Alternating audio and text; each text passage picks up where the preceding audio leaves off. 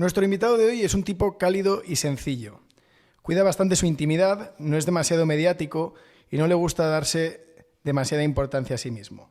Sabemos que se le dan muy bien los números y dicen de él quienes le conocen que es un tipo brillante y poco impulsivo. Borja Oyarzábal, CEO y fundador de Tres Mares Capital. Bienvenido a News to You. Muy bien, muchas gracias por invitarme. Oye, estábamos comentando antes de empezar, ¿cómo un ingeniero, alguien que no iba destinado a ser el banquero del año, acaba en el mundo de la inversión y al mando de Tres Mares, que ahora nos contarás qué hacéis? Muy bien. Pues por casualidad, la verdad que por auténtica casualidad, yo estudié ingeniería, empecé a estudiar ingeniería en Zaragoza sin ninguna otra lógica que mi familia era ingeniero, mi padre era ingeniero, mi tío era ingeniero, pues yo creía que tenía que ser ingeniero y empecé, pues lo hice lo mejor posible, pero nunca tuve una vocación real de ser ingeniero. Lo que pasa es que es cierto que me fui liando, acabé yendo a Inglaterra a estudiar ingeniería, acabé yendo a Estados Unidos a estudiar ingeniería y para cuando me di cuenta iba a hacer un doctorado en ingeniería en Estados Unidos y dije, bueno, pues oye, pues habrá que pensar un poco si es esto lo que quiero hacer o otra cosa, porque conforme pasa el tiempo de alguna manera me estoy liando, ¿no? Y yo volví a España para casarme, realmente. Yo llevo con mi mujer desde los 15 años, tengo 45 años, pues llevo 30 años con mi mujer y yo volví a España a casarme realmente. Y en ese momento que iba a volver a hacer la PhD a Estados Unidos, que si me casaba, que si no me casaba, que pues me quedé un poco sin nada que hacer. Y un catedrático de la Universidad de Zaragoza me dijo, oye Borja, en PricewaterhouseCoopers hacen unos modelos de riesgos que son muy parecidos a los modelos matemáticos que tú haces en ingeniería, pues mira a ver, ¿no? Y yo, bueno, pues voy a ver.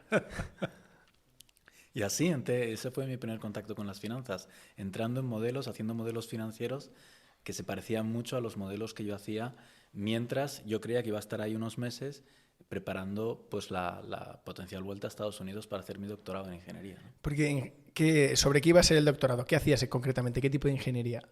Yo hacía termodinámica teórica. O sea, vamos, nada que ver con finanzas, no tenía nada que ver. Yo publicaba artículos, de hecho todavía en internet tú buscas mi nombre y salen artículos acerca de modelos de optimización, ecuaciones diferenciales. O sea, no tenía nada que ver con las finanzas en absoluto. Y bueno, pues efectivamente yo era una especie de físico teórico con una cierta parte aplicada a la termodinámica. Hacía pilas de combustible, modelizaba pilas de combustible, de cómo se generaban distintos desde el punto de vista teórico. Sí, sí. Hostia, en Price cuando entraste, los tíos dijeron, hostia, tú te quedas aquí que nos va a salir muy bien. No, bueno, yo creo que en algunas cosas, en algunas dimensiones sí, en otras dijeron, pero bueno, menudo tío que no sabe nada de finanzas, o sea, no tenía ni idea de finanzas.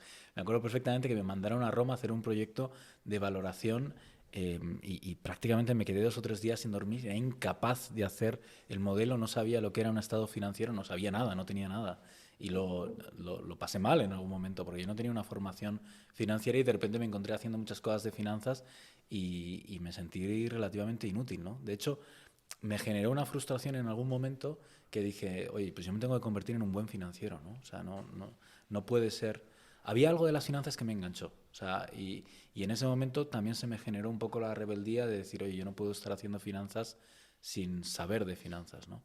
Y ahí, en un momento determinado, pues tomé la decisión de formarme en finanzas y empezar a dirigir mi carrera en esa dirección. Claro, una de tus capacidades debe ser la capacidad de abstracción, ¿no? O sea, tu capacidad de pensar en abstracto, sobre todo a la hora de modelizar cuando trabajas con... Sí, bueno, yo siempre he sido un idealista, ¿eh? Yo siempre he sido una persona que más que pensar en abstracto, pues siempre he ido un poco proyectando lo que veía y teniendo un nivel de inconsciencia tremendo en la ejecución de lo que... Un soñador, básicamente.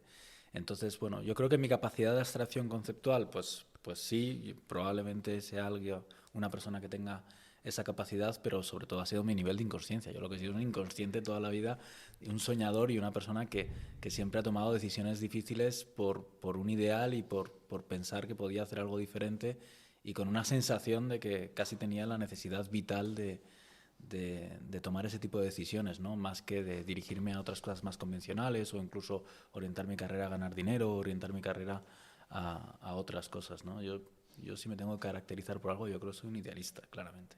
Bueno, nosotros, mira, cuando tenemos problemas técnicos, problemas de software muy, muy difíciles que no sabemos, hay un bloque que no sabemos por más vueltas que le demos, hay una persona a la que intentamos llamar, pero que cuando nos coge el teléfono ve la luz.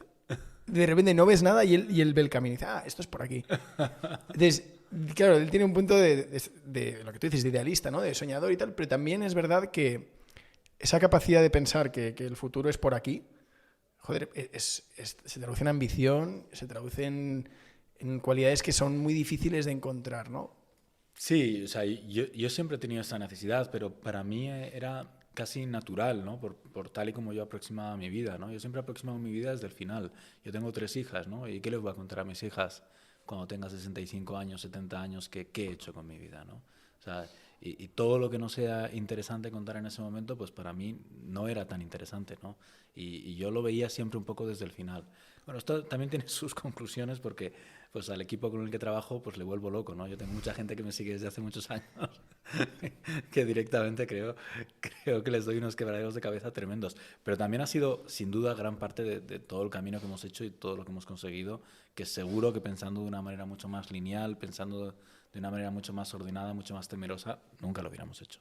Bueno, luego te preguntaré por esta parte más trascendental, ¿eh? Que a mí siempre me parece muy interesante cuando viene gente reflexiva, ¿no? Que se preocupa mucho más del mañana que de la hora. Sí, La gente te suele decir lo contrario, oye, no, vive el presente. Pero es muy interesante cuando la gente dice, no, yo es que lo que estoy haciendo ahora servirá para los próximos 20 años. Bueno, ¿no? yo creo que son las dos cosas, ¿no? Esto creo que era Steve Jobs, ¿no? Stay tuned, be foolish, ¿no? Es decir, oye, haz el día a día, hazlo paso a paso, pero piensa verdaderamente en términos vitales y en términos de qué puedes aportar y qué impronta vas a dejar, ¿no? Cuando igual incluso el día de mañana que no estés. Yo siempre he tenido eso muy interiorizado, hasta el punto que otras muchas cosas directamente pues no me han interesado, ¿no? Oye, pues luego te rascaré, pero por hacer un poco la cronología. Cuando Oye, quieras. ¿cómo es tu primera inversión? ¿Cuál es tu primer contacto? Bueno, pues efectivamente estaba en PricewaterhouseCoopers, me empezaron a gustar las finanzas. Había algunas cosas de las finanzas que me llamaban mucho la atención, que era que no era una ciencia perfecta, ¿no? A mí, como científico de formación, me llamaba mucho la atención las ciencias que no eran deterministas. Esto no era matemáticas, no era física realmente. Era una ciencia donde el comportamiento humano podía cambiar todo, ¿no? Y esa mezcla entre emoción, razón, ciencia, pues me parecía muy atractivo en las finanzas y eso me llamó la atención. Y como te digo, estando en Price, pues llegué a la conclusión de que tenía que formarme y me fui a INSEAD a hacer un máster de negocios. Entonces ya empecé a formarme en el mundo de los negocios, ¿no? Y en INSEAD me empezó a picar el gusanillo y decir, joder, pues yo creo que lo que quiero hacer es private equity, ¿no? Que quiero invertir en el mundo, quiero entrar en el mundo de la compra de empresas, de la gestión de empresas, de la venta. Yo creo que eso es lo que... Y nada, yo ahí, pues, yo siempre he sido muy empollón y tenía pues muy buenas notas, tenía muy bien... Y digo, bueno, pues ya está, pues me vuelvo a España a hacer private equity. Y no me entrevistó nadie, o sea, no conseguí, digo, joder, por lo menos me podían haber entrevistado para decirme que no, pero la verdad es que no había manera, era un mercado que era absolutamente cerrado, un mercado pequeñísimo y la verdad que tuve muy poquitas oportunidades, ¿no? Meses después de llegar a España tuve quizás alguna conversación, pero realmente la oportunidad me vino tras incorporarme a Bain, en Bain, que la verdad que pasé 2 años fantásticos, todavía guardo unos recuerdos fenomenales y muy buenos amigos, pues me dedicaba a hacer algunas operaciones de asesoramiento al mundo del capital riesgo, ¿no? Y ya empezó un poco pues el gusanillo, ya tenía la idea, y un día estando en Chile me llamó un headhunter diciendo, oye Borja, ¿tú querías dedicarte al mundo del private equity, del capital riesgo? Digo, joder, pero vamos, o sea, no sé cómo explicártelo. Y dice, oye, pues hay una oportunidad, ¿puedes venir a Madrid? Yo estaba en Chile. Y digo, hombre, pues no te preocupes, que voy ahí ya. Y me cogí el primer avión que pude y me fui a Madrid a hacer una entrevista para un fondo que se llamaba Qualitas Equity. Y ese fue mi primera incorporación en el mundo de la inversión, pues que me hicieron una oferta y me incorporé de asociado en 2007, creo recordar. Vale, o sea que todavía eran épocas felices. Todavía eran épocas felices y entonces pues me incorporé en un fondo que la verdad es que pues ha marcado mi historia y las personas con las que trabajé allí pues lo han marcado todo, ¿no? Era un fondo que tenía en ese momento pues varios socios, pues lo habían fundado Íñigo Laguibel, Eric Halverson, con Borja Pérez Araguna, que era el presidente, el mayor inversor era Grupo Timón, y la verdad es que estaba también Sergio García, bueno, un montón de gente que luego al final acabó condicionando de alguna manera y es con la gente con la que desarrollé toda mi carrera profesional. Y la primera inversión con la que creo que me enfrenté y a la que más tiempo dediqué a título personal, pues fue una compañía, una fábrica de pan que se llamaba Belsolá y una compañía de madera que se llamaba Garnica. Y luego más tarde pues me encontré con el diseño de la operación financiera, y una de las operaciones que más me marcó fue Twenty, la red social. Ostras. Bueno, nosotros Twenty es una historia que nos encanta. Sí. Por aquí pasó hace un tiempo Pedro Clavería, que Sí. no está en Playtomic, pero que bueno, que no fue fundador, pero que estuvo muy, muy cerca. Y estamos intentando traer algún ex-Twenty, pero tienen Bueno, agendas difíciles. Ahí tienes a mucha gente interesante, ¿no? El propio Sí. Félix Zarin. Es una historia muy interesante y la verdad es que fue una historia que tuvo muchos aprendizajes. Para mí, por lo menos, tuvo muchos. No está mal que una de las primeras operaciones sea Twenty, ¿no? Bueno, a mí me generó personalmente, yo creo que Twenty, el mérito que tuvieron los emprendedores fue fantástico y el éxito fue fantástico y yo creo que tuvo un mérito indiscutible. A mí personalmente me generó una frustración de darme cuenta de que yo no era bueno haciendo eso, ¿no?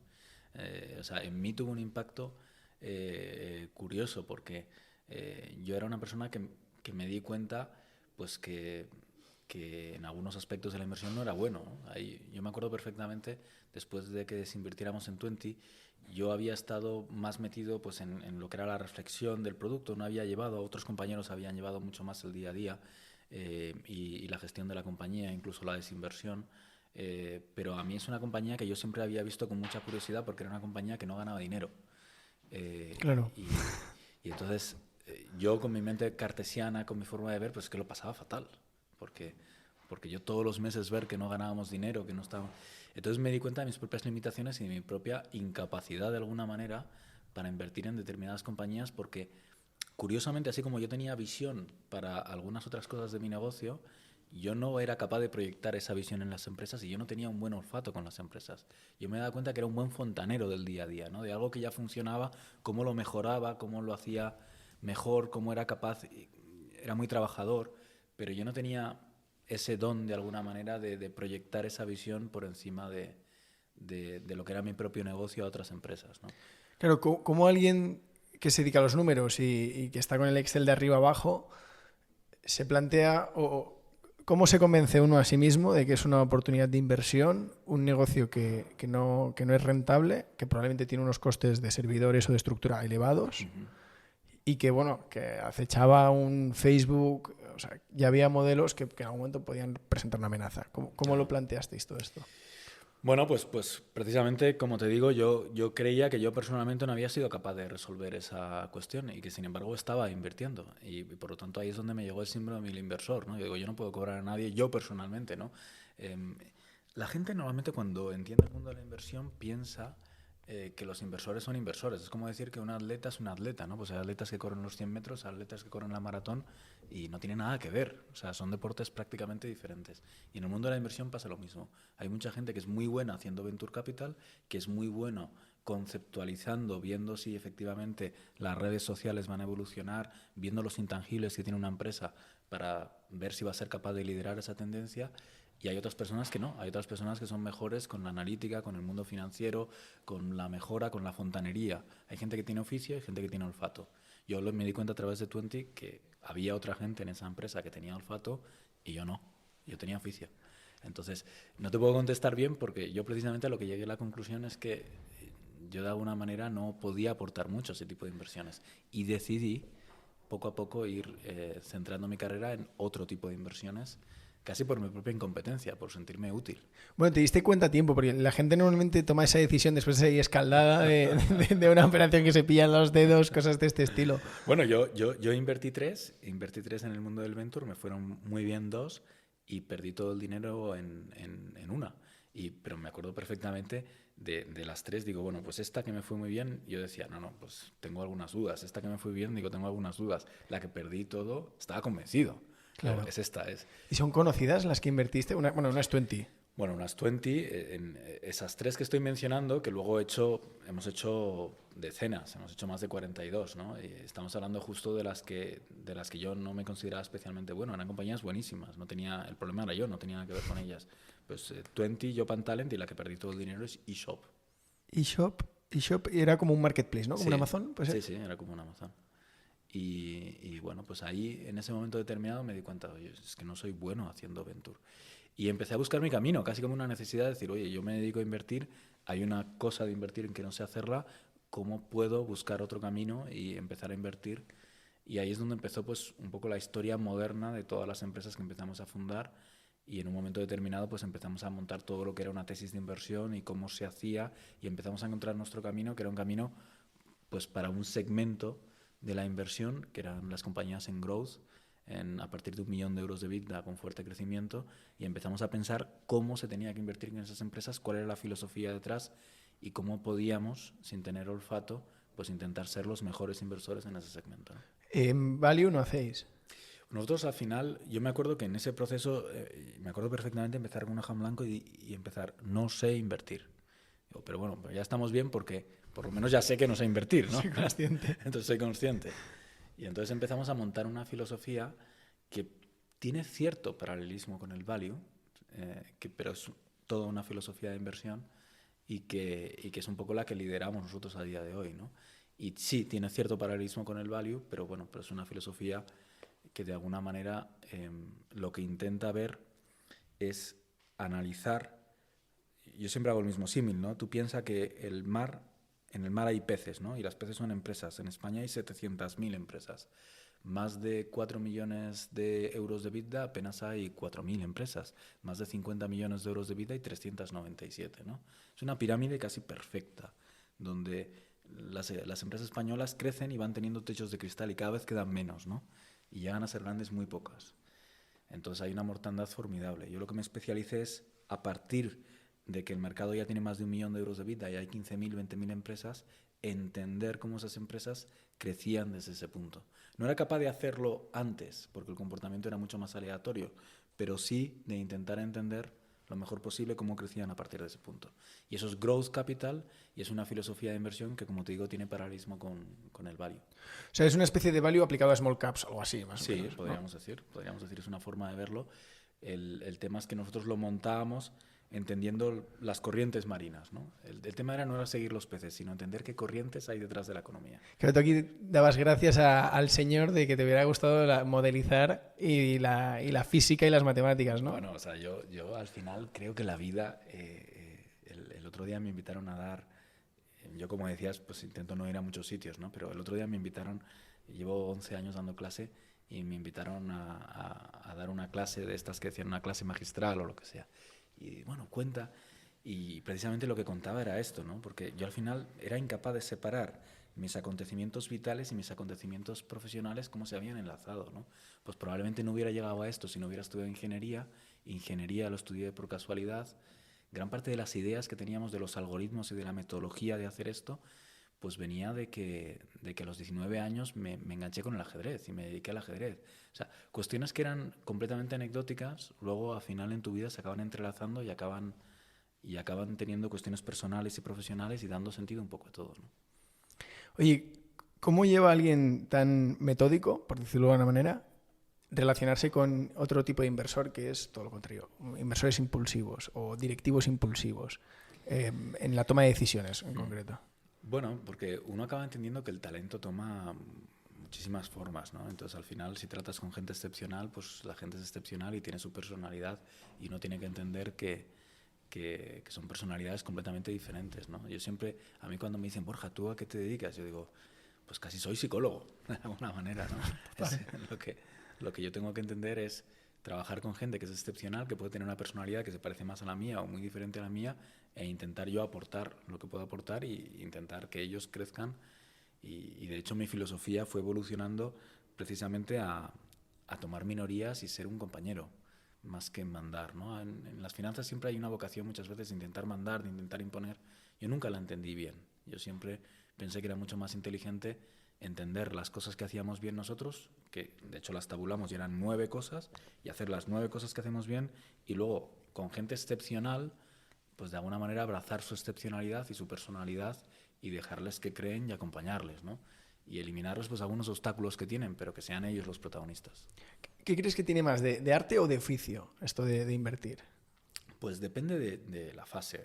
En lo que es la fase de originación, yo creo que en el segmento de growth cada vez va a ser más científico y más técnico la identificación. Es decir, el encontrar cuáles son las corrientes dentro de la economía, cómo los datos de alguna manera te pueden decir cómo se va a desarrollar. Yo creo que eso tiene un componente muy técnico y que estamos en un punto de inflexión en cómo se va a hacer eso a futuro muy importante a través del Big Data y a través de las fuentes de información. Y eso, yo te diría que esa parte es técnica. Pero luego, inevitablemente, aunque a ti te dijeran, oye, hay que hacer estas 10 cosas, estas son las 10 inversiones buenas, vas a tener que tener un toque humano para ejecutarlas, porque vas a tener que tratar con personas, vas a tener que negociar, vas a tener que acompañar, vas a tener que convencer, y alguien, porque realmente para ti como inversor, pues es una inversión de 40 de 50, pero la persona que tienes delante es su vida entera. Ya. Alguien tiene que depositar la confianza en ti, en que le acompañes en algo que para él o que para ella es su vida entera. Entonces yo te diría que las dos. Yo te diría que va a haber una tecnificación muy grande de la identificación y del análisis previo de empresas, pero que siempre va a haber un componente humano que es ineludible y que además es necesario y además es muy bonito. Sobre esta parte técnica me parece interesante preguntarte por precisamente la etapa actual, por lo que hace Tres Mares. La gente ajena al mundo de la inversión puede pensar que todos los vehículos de inversión son iguales, ¿no? Que van al número y que incluso le ponen esta capa como de despiadados, ¿no?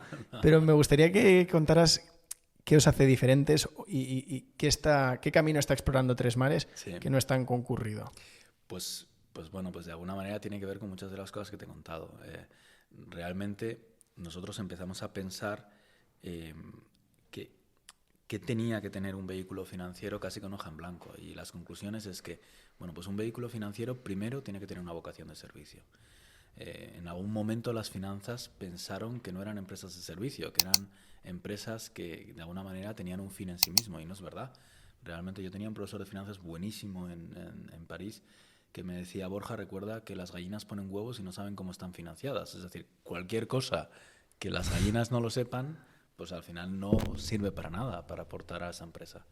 Entonces, yo lo que tenía muy claro es que yo quería una empresa con una vocación de servicio, que fuera un compañero. ¿Eso qué quiere decir? Pues que no tenía que tener un producto, tenía que tener todos los productos para acompañar. No se tenía que ceñir a voy a hacer este tipo de inversión un año y voy a salir dentro de 2 años, sino que tenía que pensar cómo generaba valor a largo plazo. Y luego tenía que pensar qué podía aportar ese vehículo a las empresas, y para aportar a ese vehículo algo más que dinero, pues yo empecé a pensar que una de las cosas que podía aportar era inteligencia de mercado y datos. Entonces empezamos a formatear un vehículo que es Tres Mares, donde era un experimento porque era el primer vehículo que tenía todos los productos financieros, todos, que tenía una vocación de servicio clara a la empresa de crecimiento y que además aspiraba a dar inteligencia de mercado. Como te he dicho antes, al final la conceptualización pues tenía cierto sentido, pero claro, ahora a la hora de implementarlo, ¿cómo ibas a tener un vehículo que pudiera canalizar deuda bancaria, deuda amortizable, deuda mezzanine, acciones preferentes, acompañar a fondos? Claro, nos encontramos con que la idea era muy bonita, pero ahora cómo lo hacíamos, ¿no? Pero eso fue la aventura de Tres Mares, ir montando todas las piezas y encontrándonos socios en el camino que nos permitieron, pues, a día de hoy, pues, tener un vehículo que tiene pues, unos 3.000, un poquito menos, cerca de 3.000 millones de euros de fondos. Invertimos 500 millones al año en pymes. Y bueno, modestamente, yo creo que a día de hoy es el mayor inversor en alternativos del país. De la parte tecnológica, claro, vosotros estáis perfeccionando unos mecanismos de acceso a volúmenes de información que son inabarcables, pero aunque pudieras abarcarlos, hay mucho ruido. Y vosotros quitáis el ruido. Entonces, ¿os planteáis que el futuro de, por lo menos la parte tecnológica de Tres Mares, sea un software, un panel en el que yo pago una suscripción mensual y tengo acceso a estas tendencias? Bueno, tiene que ser. O sea, no tiene ningún servicio que esto dé servicio a Tres Mares. Y de hecho no tendría sentido. Puede tener sentido a corto plazo económico, pero desde luego no tendría sentido ético ni tendría sentido a largo plazo, ¿no? Al final yo creo que tenemos que pensar acerca de cómo las herramientas de información pueden hacer el mercado mejor y pueden ayudar a las empresas. Tú hace 10, 15 años no podías invertir en una bolsa secundaria en Asia. Ahora tú coges el móvil y a través de tu broker inviertes. ¿Y eso qué ha generado? Que se mueva el capital en esa dirección. España a día de hoy necesita 65.000 millones de capital en sus empresas. Si tuviéramos un sistema de información mucho más transparente, si la gente lo pudiera ver, captaríamos mucha más inversión internacional, nuestras empresas estarían mejor capitalizadas y nuestra economía sería mejor. Es que uno tiene la obligación moral de ir en esa dirección.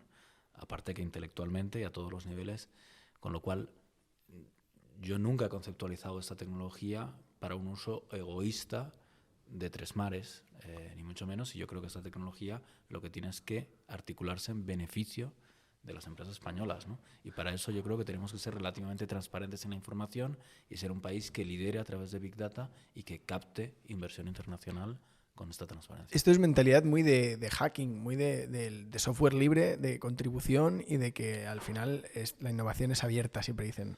Yo veo legítimo que se pueda hacer un negocio sobre esto, no me genera ningún problema que se pueda hacer un negocio. Lo que creo es que tenemos que poner cierto coto a los monopolios.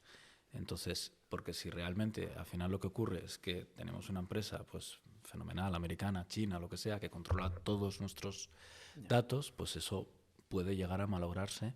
Es cierto que el mercado va poniendo unos ciertos límites, pero creo que tiene sentido el que haya una dinámica competitiva sana y que permita que el consumidor de alguna manera extraiga un valor razonable y que no todo ese valor se quede concentrado en una empresa privada, ¿no? Y yo no me voy al extremo, no me voy ni a un extremo ni a otro, ¿no? Ni me voy al extremo de una concepción más capitalista, de que al final, pues oye, tenemos que concentrar todo esto en un monopolio de una empresa privada, ni tampoco creo que me vaya al extremo de que todo obligatoriamente tenga que ser libre. Pero sí que hay ciertas cosas que son muy básicas, ¿no? Y es de quién son los datos. Pues los datos de alguna manera son de todos.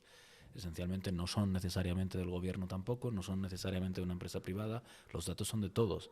Luego, lo que sí que tengo claro es que no sé cuál va a ser el equilibrio, pero ese equilibrio tiene que redundar en un beneficio notable para el tejido empresarial español. Si no, estoy convencido de que no es un buen equilibrio. Pues Borja, me gusta que hayas sido el primer inversor que viene a News to You porque tienes un discurso mucho menos materialista o mucho menos enfocado a resultados estrictamente económicos, enfocados a rentabilidad, de lo que por lo menos la gente de fuera del mundillo conocemos. Sí, bueno, yo me acuerdo hace ya muchos años cuando terminé de estudiar todos mis cursos de finanzas y al final un profesor que yo tenía terminó la clase diciendo os voy a dar el mejor resumen de finanzas que podéis tener, ¿no? Y me pareció brillante y puso en la pizarra be nice to people, trata bien a la gente, ¿no? Y la verdad es que tardé muchos años en entenderlo, pero es así. O sea, realmente las empresas son empresas de servicios. ¿Tú has visto una empresa de servicios que pueda no quererle? O sea, si tú eres una empresa de servicios y no te quieren, entonces para que te quieran tienes que ser honesto, tienes que ser esencialmente hacer las cosas bien. Y eso siempre lo he tenido muy interiorizado, es decir, yo quería tener empresas y evidentemente pues tener empresas lo mejor posible, que fueran exitosas, pero sobre todo empresas que fueran esencialmente buenas. Bueno, mira, hace poco salió, le hicieron una entrevista a SITTAC y hablaban súper bien de vosotros. Sí. Decían, oye, si no conocéis Tres Mares, nos han ayudado muchísimo. Es lo que te digo, la gente, el venture o el private equity, muchas veces la gente dice, da miedo coger el dinero porque te exprimen. SITTAC es una historia increíble y lo que han hecho tiene un mérito. Yo creo que se conoce menos de lo que se tendría que conocer y yo creo que la historia todavía le quedan una serie de capítulos y va a ser una de las historias pues de mayor éxito que se van a conocer, ¿no? Tienen un mérito tremendo. Y como esa, pues no hemos conseguido siempre que tengan tanto éxito, pero hemos intentado ayudar a muchas empresas. Y muchas han tenido mucho éxito. SITTAC es un caso excepcionalmente positivo. Pero nosotros a día de hoy apoyamos a 42 empresas y la idea es apoyar a cientos de empresas en este país. Y al final lo que se trata es de eso, ¿no? De poner las finanzas al servicio de las empresas, ¿no? Pues lo de las gallinas. Las gallinas ponen huevos y no saben cómo están financiadas. Luego coge tu dinero y ayuda a las gallinas a poner huevos. A mí una de las cosas que me gusta del sector bancario, del mundo financiero, es que conocéis a gente muy, muy poco accesible. Sí. Ahí estáis. Hay un grupito de gente que no da entrevistas, de gente que no es mediática, pero que luego te cuenta lo que han hecho y dices, hostia. Entonces, esto debe ser una oportunidad. Hay cierto respeto, ¿no? Muchas veces con los medios, porque el mundo financiero pues, siempre ha sido un mundo pues que yo tenía un compañero que decía hay que tener cuidado porque aquí luchas por empatar, es decir, o sea, nadie nunca te va a dar no, un abrazo, nunca te vas a llevar, o sea, te puedes llevar una patada o bueno, un pase, ¿no? Directo. Entonces siempre el mundo financiero pues ha tendido a la discreción ya porque mucha gente piensa, dice, oye, luchas por empatar. Yo siempre he pensado, digo, pues es que yo realmente todos los días me voy a casa y siento que he hecho algo bueno, o sea, no tengo ningún motivo por el que pensar que no estamos haciendo algo bueno, todo lo contrario, ¿no? Y de hecho está en la raíz de lo que hacemos y yo creo que los financieros nos tenemos que quitar a veces muchos complejos e intentar de verdad hacer algo bueno, pero pero también comunicarlo, ¿no? No, desde luego, a nivel de contactos, ¿te imaginabas cuando estabas estudiando ingeniería, te planteabas un PhD en Estados Unidos, te imaginabas que ibas a tener pues una agenda, un abanico, unas relaciones con gente tan inaccesible? Pues no, claramente no. Claramente no, pero bueno, al final lo que ha ido ocurriendo es que pues todo es gradual, ¿no? Muchas veces en la vida el cambio a veces lo normalizas porque es poco a poco. Entonces es como gradualmente pues te vas metiendo un poco en el mundo y tal, y poco a poco nosotros en algún momento nos encontramos de que casi sin darnos cuenta pues estábamos en un montón de empresas, habíamos invertido un montón, fue todo muy gradual, pero no, nunca lo imaginé.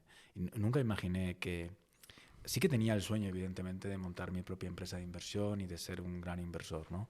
Pero desde luego el camino tal y como fue, nunca lo hubiera podido imaginar. Bueno, lo que decías antes de que, claro, los medios a veces dan cierto miedo cuando concedes entrevistas, no sabes por dónde puede salir, o incluso que a veces un titular se puede malinterpretar y demás, Sí. ¿no? Este podcast nace, siempre lo decimos, con el deseo de que venga a hablar la gente que no habla normalmente. Que crear una atmósfera lo suficientemente cómoda, ¿no? En la que la gente no se sienta juzgada. Pues aquí ha venido gente de izquierdas, gente de derechas y seguirá viniendo.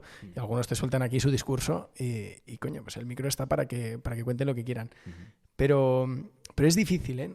Yo creo que a veces lo malo de los podcasts es que caen en que siempre hablan los mismos, ¿no? Que no es fácil encontrar la historia. Bueno, yo he sido un gran seguidor de podcast y un gran consumidor de podcast y los oigo. Y yo siempre he tenido una crítica que la he hecho con cariño, que tiene mucho que ver con lo que estás diciendo, ¿no? Yo durante varios años, el 14, el 15, el 16, cogí cerca de 200 aves al año para ir a buscar las mejores empresas del país, ¿no? Y visité pues cerca de 100 empresas al año, pues algo más, incluso de 2 a la semana. O sea, viajábamos como locos todo el día viendo empresas. Y claro, conocí historias increíbles, ¿no? Y muchas veces efectivamente veo los podcasts y veo que tienen un sesgo al mundo del venture que me encanta, pero no al mundo de la pyme de crecimiento, y veo que tiene un sesgo a un determinado ámbito muy concreto, ¿no? Y cuando realmente yo pues he tenido la suerte de ver que el mundo empresarial es mucho más rico y que tienes gente en Alicante haciendo cosas increíbles, en Cantabria haciendo cosas increíbles, en provincias, y yo creo pues que le hemos dado poco protagonismo en los podcasts a esa gente. También efectivamente entiendo lo que dices, que hay otro efecto, y es que pues no todo el mundo... España es un país que es duro con determinadas personas que a veces tienen éxito, ¿no? Tendemos a ser críticos, ¿no? La verdad es que no tiene nada que ver con la mentalidad anglosajona, que alguien tiene éxito y que le aplaudes aquí en España, que tiene algo habrá hecho, ¿no? Como te vaya bien, te pueden sacudir. Entonces yo creo que esto hace que de alguna manera haya ocultas muchísimas historias que yo he tenido la suerte de conocer y que es una pena. Yo creo que, fíjate, eso a veces lo hablamos. Yo creo que sucede por la ausencia de un formato apropiado, ¿no? Lo que tú decías, si voy a un medio, pues si es de una ideología conservadora, probablemente el éxito empresarial lo va a enaltecer. Si es más progresista, pues quizá sospecha. Pues estos son los moldes ideológicos y los marcos en los que nos movemos en España. Sí, tiene sentido. Pero yo pienso, y quizás porque no hay un formato lo suficientemente transversal que humanice, que al final se centre en escuchar y no tanto en repreguntar o en... Bueno, los podcasts yo creo que han conseguido en parte eso. Yo creo que están haciendo una labor. Pero sí que creo a día de hoy, yo que he consumido muchos de ellos, que creo que todavía están en un ámbito de la sociedad que no ha abarcado la riqueza de... Bueno, tu podcast, Borja, nos servirá para abrir un espectro de mucha gente que es discreta, que no iría a un podcast, pero que dirá, bueno, Borja también es como yo, Borja es de perfil bajo y ha ido y ha salido vivo. Entonces, a lo mejor tu podcast es una bisagra a abrir a mucha gente que de otra manera se habría quedado en casa. Si somos capaces de aportar algo en esa dirección, yo encantado, y yo creo que hay muchas historias interesantes que no se conocen y me encantaría que se conocieran más. Seguro que alguna encontramos. Además, a nosotros siempre nos encanta tener casos de empresa. Oye, por ir terminando, me gustaría preguntarte un poco más ya por lo que es tu tiempo libre, tu vida, ¿no?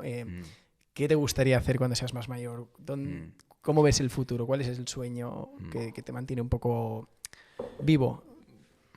Pues la verdad es que yo he sido una persona que he dedicado, no estoy especialmente orgulloso de lo que voy a decir, pero hace tiempo que decidí ser brutalmente honesto, a mí me ha apasionado el trabajo y le he dedicado mucho tiempo a mi vida laboral. Quizás ahora, cuando lo miro desde la perspectiva de tener 45 años, pienso que excesivo, ¿no? Y yo no quiero tener esa sensación de que, a pesar de que es algo que me apasiona, pues he dedicado un tiempo excesivo al trabajo, y sí que recurrentemente pues pienso en qué otras cosas me gustaría hacer, ¿no? Evidentemente hay una dimensión que es mi familia, y es que pues mi mujer, que llevo toda la vida con ella, mis 3 hijas, pues me han sufrido de alguna manera en mi faceta laboral, y de alguna manera tengo esa necesidad de compensar y de intentar no estar tan ausente, y eso es una de las asignaturas pendientes que intento, y bueno, pues algunos días fracaso, algunos días lo consigo, pero bueno, pero eso claramente es uno, ¿no? Dedicar más tiempo a mi familia, indiscutiblemente. Luego yo creo que si en la vida, si has tenido la suerte pues de conseguir determinadas cosas, tienes que devolver, y para mí, pues otra de las cosas que quiero desarrollar a futuro es pues pensar cómo podemos aportar o cómo podemos devolver pues parte de lo que hemos conseguido a través de todos estos años, ¿no?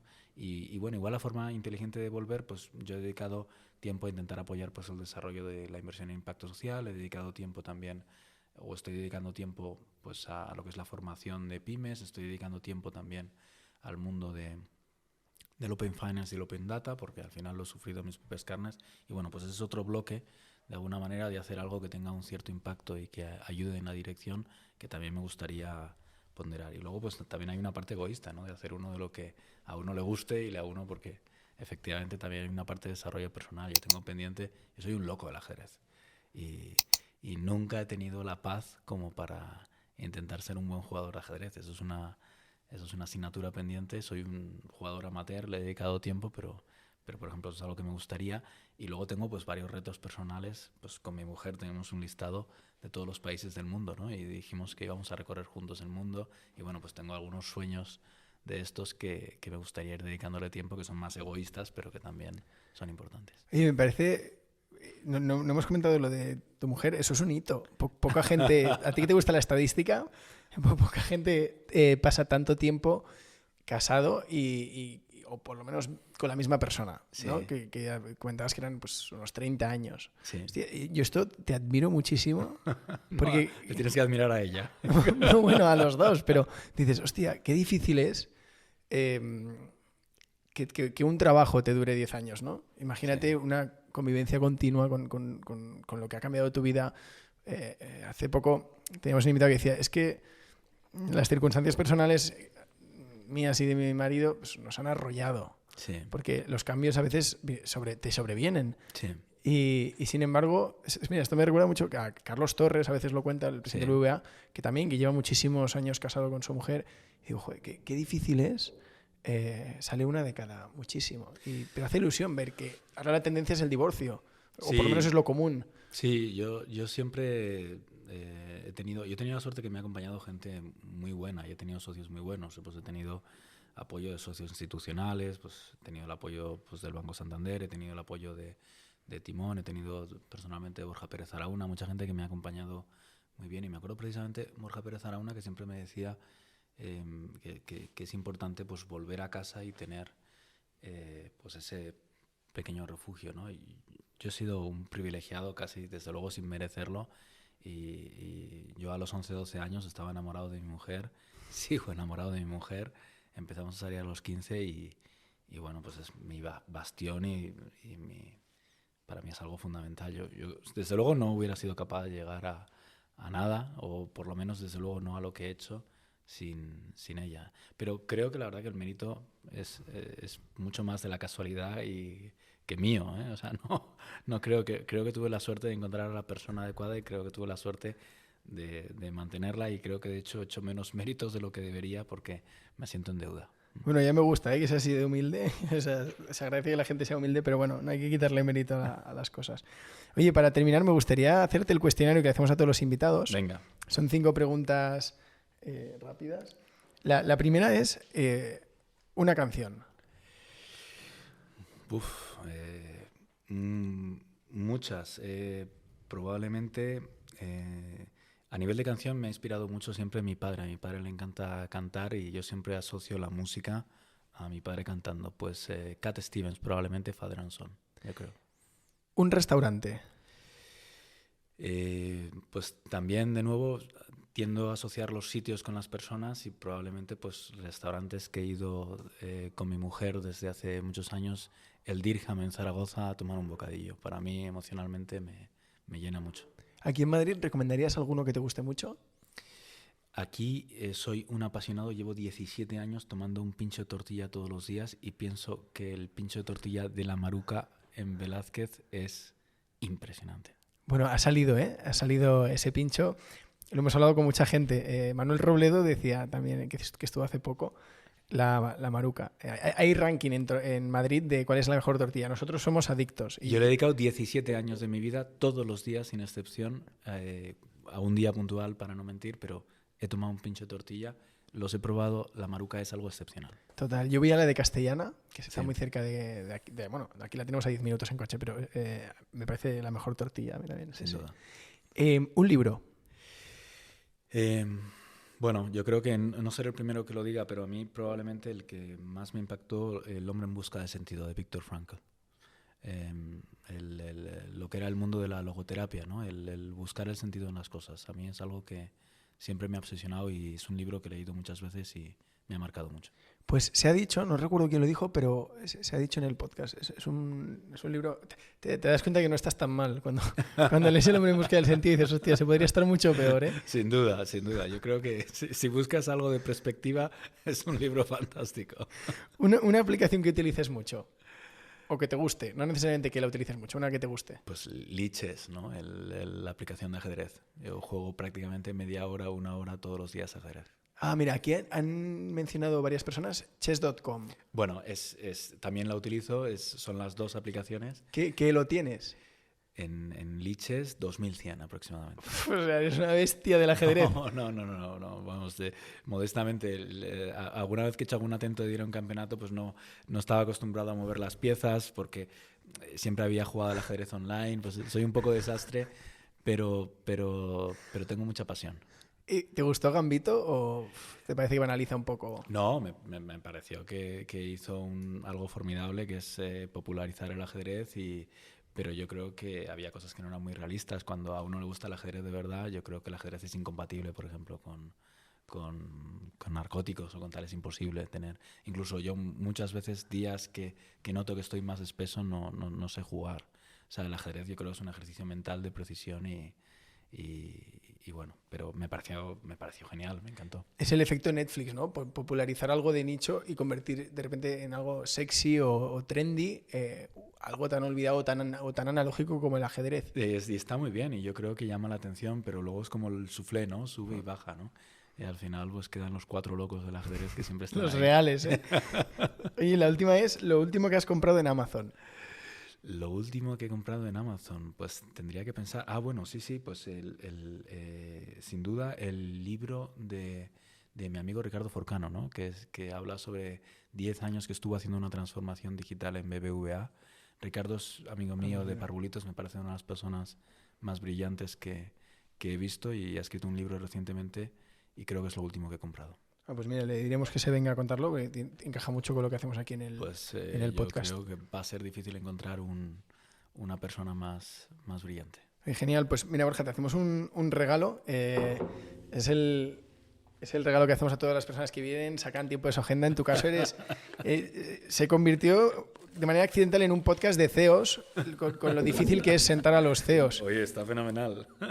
Y bueno, pues de hecho, mira, si en el momento en el que la pongas, hoy estrenamos taza. Pues mira, la tendré en mi despacho, o sea que cuenta con ello, ¿eh? Os mandaré si queréis una foto. Temporada 2, ¿no? Exacto, es la primera taza de la segunda temporada, que es la taza que vamos a utilizar para...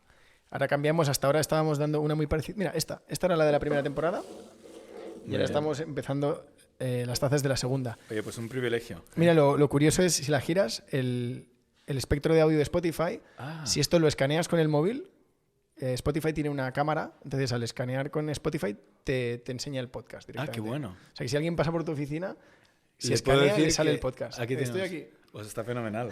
Oye, pues un privilegio. Gracias a ti por haberte animado. Gracias a vosotros y mucha suerte con todo. Muchas gracias. Gracias.